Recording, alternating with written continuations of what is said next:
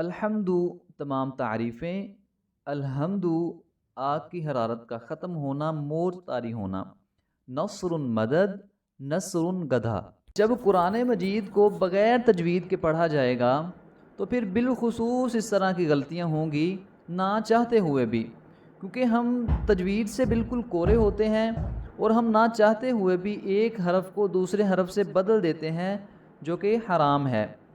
اور یہ ایک حرف کو دوسرے حرف سے بدل دینا کبیرہ گناہ ہے، کیونکہ معنی میں بہت زیادہ بگاڑ آ جاتا ہے۔ جس طرح آپ سن چکے ہیں، الحمد تمام تعریفیں، الحمد آگ کی حرارت کا ختم ہونا، مور طاری ہونا، نصر مدد، نصر گدھا۔ تو کہیں ایسا نہ ہو کہ ہم ثواب کی بجائے گناہ کما رہے ہوں، تو اپنی اصلاح کریں۔